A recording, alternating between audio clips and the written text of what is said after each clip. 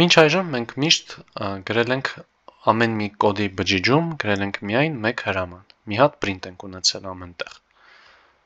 Հիմնականում ծրագրերը մի տողով չեն սահմանափակվում, եկեք տեսնենք, թե ոնց կարող ենք վարվել, եթե ուզում ենք մի քանի բան տպել տարբեր տողերի վրա, ու ընդհանրապես շատ հրամաններ ունենք։ Դա անելու համար կարող ենք պարզապես գալ իջնել ներքևի տող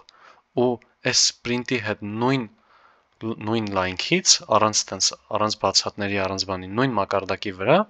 գրել մեր հաջորդ print-ը։ Այսպեսի ինչ-որ բան է։ Ու սա եթե տպենք, կլինի հետևյալը. նախ առաջին տողի վրա կտպվի այս առաջին print-ի տված արդյունքը, այսինքն նախ ծրագիրը կգա կաշխատացնի այս առաջին հրամանը։ Այնտեղ ինքը կգա երկրորդ տող ու երկրորդ տողում կտպի արդեն այստեղ գրվածը։ Եթե այստեղ ունենանք ինչ-որ ուրիշ մեկ այլ տեքստ, բարև, hello, այսպես ինչ-որ տեքստ ունենանք, սա պարզապես էլի կաշխատի ու կտպվի մեր երրորդ տողում։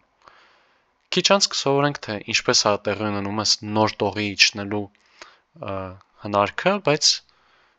մինչև անցեք առաջադրանքին, լավ օր ձեզ։